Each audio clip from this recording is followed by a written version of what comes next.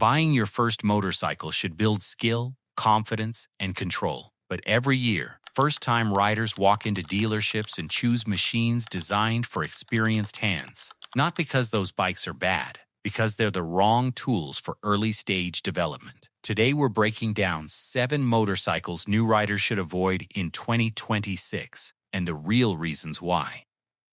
Number 7. Triumph Rocket 3. The Triumph Rocket 3 is an engineering statement. It is also one of the least forgiving motorcycles a beginner could choose. Its 2,458cc triple produces enormous torque at very low RPM. That means even subtle throttle movement generates serious acceleration.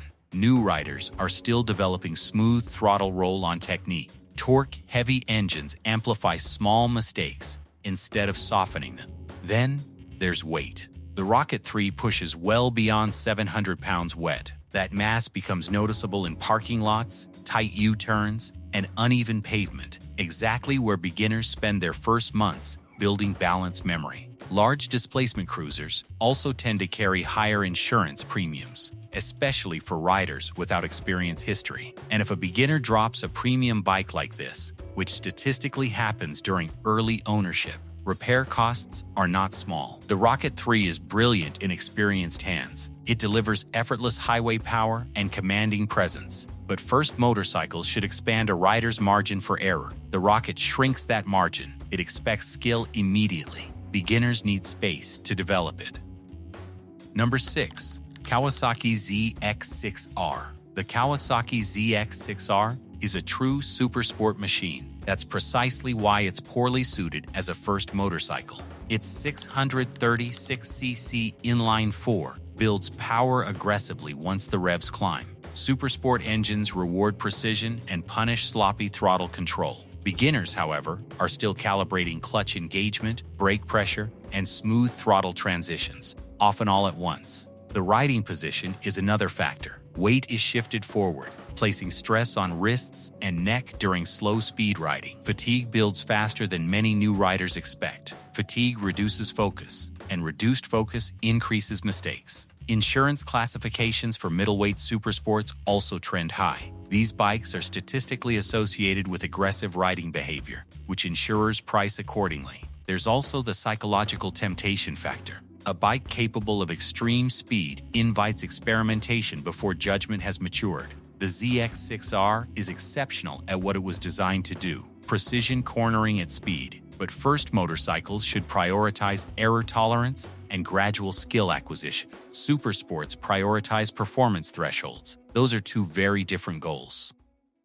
Number 5. Harley-Davidson CVO Street Glide. Luxury touring motorcycles can look appealing to new riders who want comfort and presence. But the CVO Street Glide represents a heavyweight learning environment. With a fully fueled weight exceeding 800 pounds, low-speed maneuvering becomes physically demanding. Beginners often underestimate how much slow-speed balance matters in the first year of riding. Parking lots, tight turns, and uneven surfaces reveal that reality quickly. Large V-twin torque adds another layer. Small throttle movements can produce more forward motion than a novice anticipates. Clutch modulation takes time to master, and heavyweight cruisers magnify mistakes. Then there's financial exposure. Premium touring bikes carry high insurance brackets and expensive cosmetic components. Early ownership tip-overs are common for first-time riders. On a flagship cruiser, those mistakes are costly. None of this diminishes the Street Glide's strengths.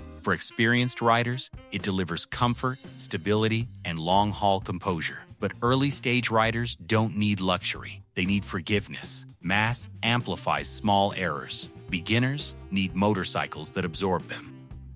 Number 4. Ducati Panigale V4. The Ducati Panigale V4 is a masterpiece of engineering. It is not a classroom tool. With well over 200 horsepower available, even restrained throttle input can produce rapid acceleration. Beginners haven't yet built fine motor control for throttle roll-on and brake blending. High-output engines demand that precision immediately. Its ergonomics are track-focused. A forward-leaning posture increases wrist load and compresses body positioning at low speeds. Slow-speed maneuvering becomes more physically intense than many first-time riders expect. Modern electronics, Traction control, wheelie control, cornering ABS are helpful safeguards, but they supplement rider input. They don't eliminate the need for smooth control habits. Insurance rates reflect performance classification and high repair costs. Fairing damage, carbon components, and premium parts elevate financial risk during learning mistakes. The Panigale V4 excels as a reward platform for skilled riders who understand its dynamics. But first motorcycles should develop confidence through progressive learning curves. The V4 demands precision before precision exists. For beginners, that sequence works backward. Number 3. BMW R1250 GS Adventure. Here's the unexpected pick. The BMW R1250 GS Adventure appears upright, comfortable, and manageable. But for new riders, size and height can create confidence barriers. The Adventure variant carries significant weight, especially with a full fuel tank. Its tall seat height can make flat footing difficult for many beginners. That uncertainty at stops increases tension, and tension reduces smooth control. At slow speeds, top-heavy balance becomes noticeable. Experienced riders compensate naturally. New riders are still building that balance memory. The bike's complexity also adds cognitive load. Adjustable suspension, riding modes, traction settings, these are valuable tools once fundamentals are established. Early on, they can distract from mastering throttle, clutch, and braking basics. None of this implies the GS Adventure is flawed. It's one of the most capable touring machines available. But beginners don't struggle with cross-continental travel. They struggle with parking lot confidence and tight maneuvering. Tall, heavy machines reduce the margin for error in those environments. Early riding stages benefit from simplicity. The Adventure delivers capability. Beginners need approachability first. Number 2. BMW S1000RR. The BMW S1000RR is razor-sharp performance. As a first motorcycle, that sharpness becomes a liability. Its leader-class engine delivers immediate throttle response and rapid acceleration across the rev range. Even modest inputs can escalate speed quickly. Beginners are still learning throttle smoothness and brake layering. On a leader superbike, small mistakes scale up dramatically. The braking system is powerful and highly responsive. Without refined modulation, new riders may overbrake or unsettle the chassis during panic stops. Insurance premiums for leader-class sport bikes are among the highest in the industry, particularly for riders without established history. Financial strain during early ownership reduces enjoyment. There's also temptation psychology. When a motorcycle can reach extreme speeds effortlessly, restraint becomes part of the learning curve. Beginners should be building awareness before managing temptation. The S1000RR is exceptional in capable hands, but first bikes should cultivate rhythm and control at manageable thresholds. This bike operates beyond those thresholds immediately. Skill should precede speed, not follow it.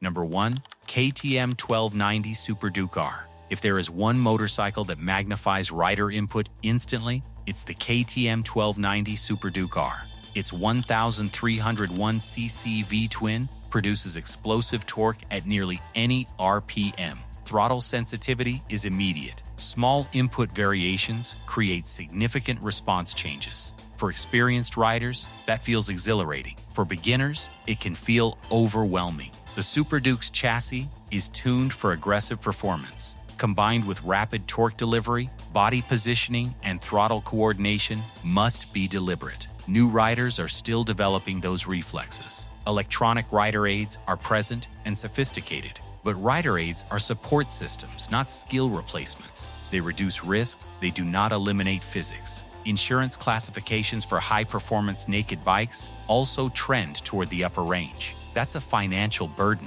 before mileage has even accumulated. And here's the core issue. First, motorcycles should build control literacy. They should expand comfort zones gradually. The Super Duke R compresses that progression. It tests throttle finesse, brake layering, and balance simultaneously. Thrill is not the problem, timing is. And as a first motorcycle, the timing is wrong.